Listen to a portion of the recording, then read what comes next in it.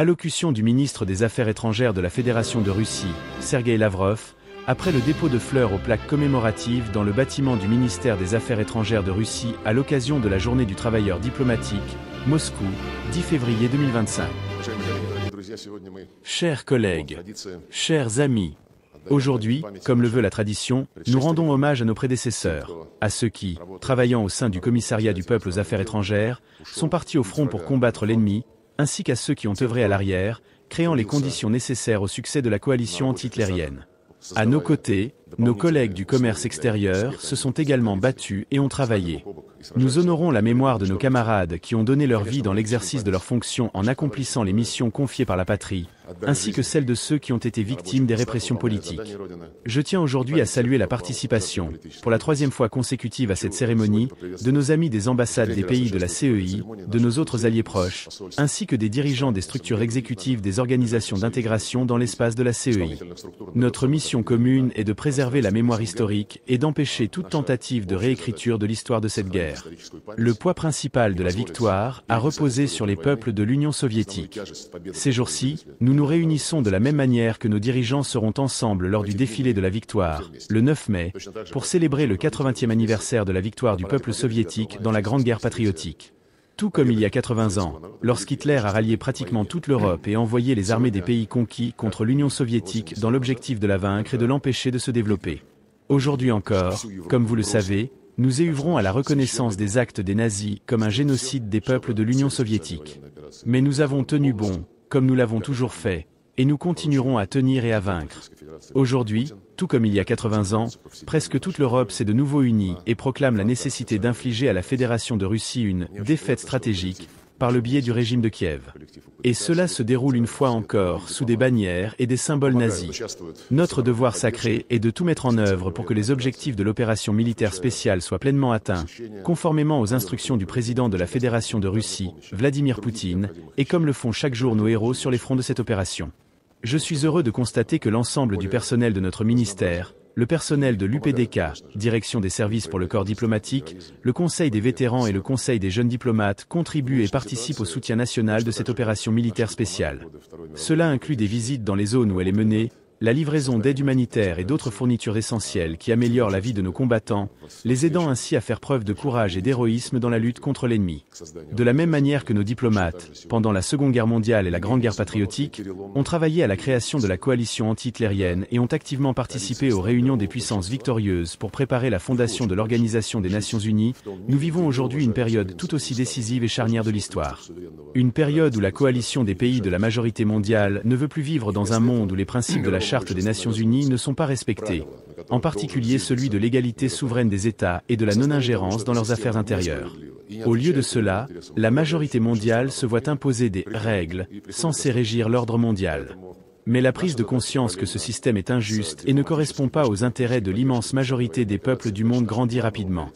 Notre mission, parallèlement au soutien diplomatique et de politique étrangère apporté à l'opération militaire spéciale, qui demeure notre priorité principale, est d'amener tous les pays du Sud global et de l'Est global à comprendre l'absence d'alternative à un ordre mondial multipolaire, ainsi que la nécessité absolue de défendre les principes fondamentaux de la Charte des Nations Unies, garantissant l'égalité et la justice dans les affaires internationales.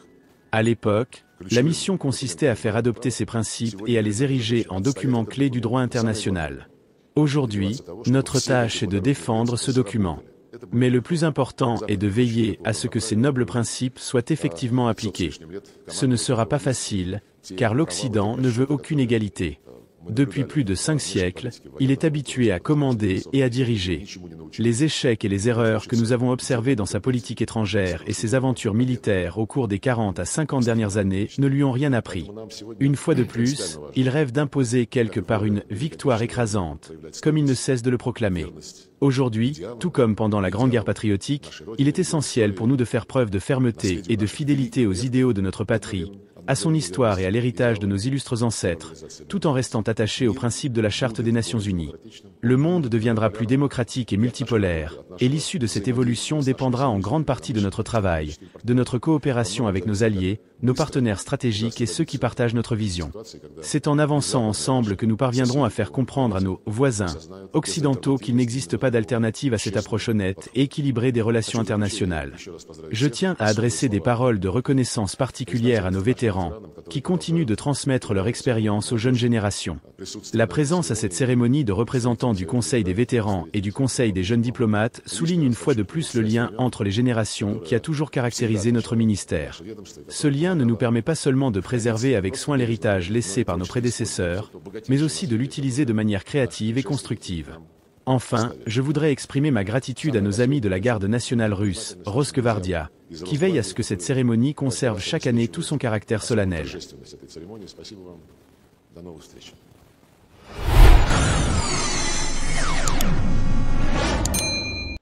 Les propos de Sergueï Lavrov, bien qu'inscrits dans un contexte politique spécifique, véhiculent plusieurs leçons d'excellence qui peuvent être appliquées à la vie personnelle et professionnelle.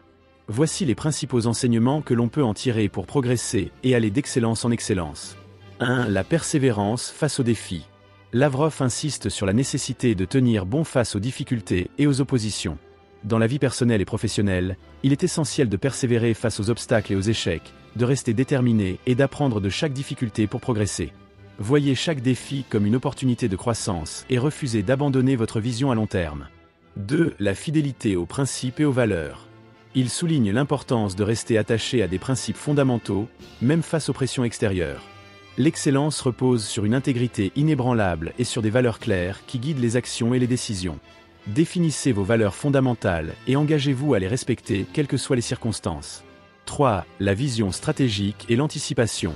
Lavrov évoque la nécessité de voir au-delà du présent et de comprendre les tendances à long terme. L'excellence implique une capacité à anticiper les évolutions et à prendre des décisions stratégiques.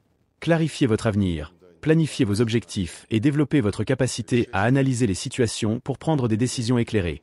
4. L'importance du travail en équipe et des alliances. Il insiste sur la coopération avec des alliés et partenaires stratégiques. Personne ne réussit seul. L'excellence se construit avec le soutien des autres et grâce à des collaborations fructueuses. Entourez-vous de personnes compétentes qui partagent votre vision. Apprenez à travailler en équipe et à tirer parti de l'intelligence collective. 5. La transmission du savoir et l'apprentissage continu. Il met en avant le rôle des vétérans dans la transmission de l'expérience aux nouvelles générations. L'excellence repose sur l'apprentissage constant et la volonté de transmettre aux autres. Cultivez une soif de connaissance, formez-vous en permanence et partagez votre savoir avec ceux qui vous entourent. 6. La discipline et le sens du devoir. Lavrov parle de l'importance du respect des engagements et de l'accomplissement des missions. L'excellence repose sur la rigueur, la discipline et l'engagement total envers ses objectifs. Soyez rigoureux dans votre travail, respectez vos engagements et donnez toujours le meilleur de vous-même, même dans les tâches les plus simples. 7. La capacité à s'adapter et à innover. Il mentionne que le monde est en mutation et que les modèles du passé ne fonctionnent plus. L'excellence passe par une capacité d'adaptation et une volonté constante d'innover. Adoptez une approche flexible, acceptez le changement et développez une mentalité d'amélioration continue pour rester performant et compétitif. En conclusion, élevez son niveau d'excellence chaque jour. En appliquant ces principes dans votre vie personnelle et professionnelle, vous développerez une attitude de gagnant, persévérant, stratégique, discipliné, collaboratif et en constante amélioration. L'excellence n'est pas un état, mais un processus d'évolution continue. Selon vous, quelle est la qualité la plus importante pour atteindre l'excellence ? Est-il plus important de rester fidèle à ses principes ou de s'adapter aux circonstances ? Partagez votre avis en commentaire. Merci et à très bientôt.